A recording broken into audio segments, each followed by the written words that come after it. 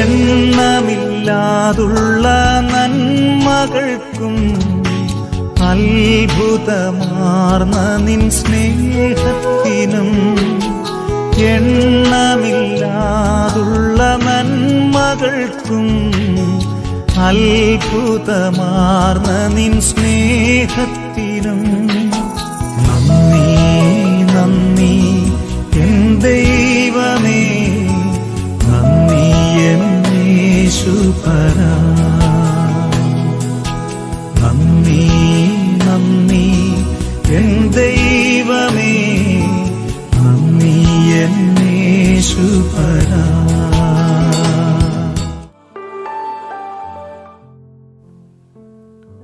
ദൈവനാമത്തിന് മഹത്വമുണ്ടാകട്ടെ. ഇന്നത്തെ ധ്യാനത്തിനായി 44 സങ്കീർത്തനം 2 വാക്യം.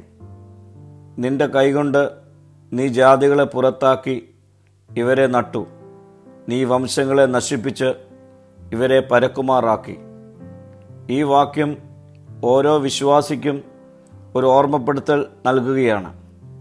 ഇന്നലകളിലെ ദൈവത്തിൻ്റെ അത്ഭുത പ്രവൃത്തികളെ ഓർക്കുവാനും നന്ദി പറഞ്ഞുകൊണ്ട് ഇന്നിൻ്റെ നന്മ അനുഭവിപ്പാനും നമുക്ക് കഴിയണം.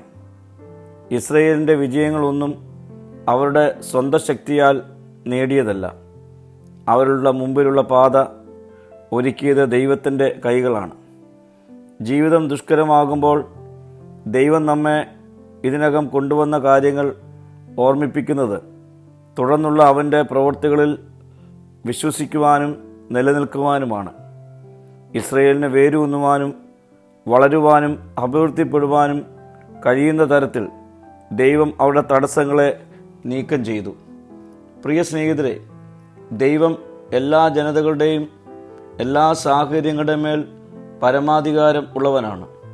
അവൻ്റെ പ്രവൃത്തികളും അവൻ്റെ ശിക്ഷണങ്ങളും നമ്മിൽ അവൻ്റെ ദിവ്യ ഉദ്ദേശങ്ങൾ നടപ്പിലാക്കുവാൻ വേണ്ടിയാണ്. നാം ഒരു പുതുവർഷത്തിലേക്ക് പ്രവേശിക്കുമ്പോൾ ഈ വാക്യം നമ്മുടെ മുൻപിൽ 3 കാര്യങ്ങൾ ചെയ്യുവാൻ ആവശ്യപ്പെടുന്നു. 1. നിലവിലെ സാഹചര്യങ്ങൾ അന്യായമോ ആശയക്കുഴപ്പമുണ്ടാക്കുന്നതോ ആയി തോന്നുമ്പോഴും ഇന്നലകളിലെ ദൈവിക പ്രവൃത്തികളെ ഓർത്ത് ജീവിക്കണം. 2.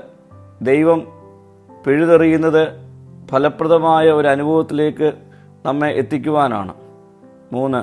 അവൻ്റെ പ്രവൃത്തികൾ നമുക്ക് മനസ്സിലാക്കുവാൻ പ്രയാസമാകുമ്പോഴും ദൈവത്തിൻ്റെ പരമാധികാരത്തിൽ പൂർണ്ണമായി വിശ്വസിക്കുക.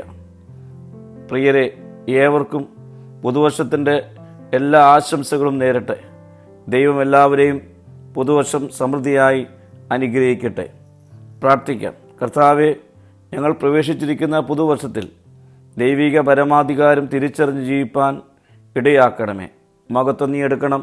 യേശുവിൻ്റെ നാമത്തിൽ തന്നെ. ആമീൻ.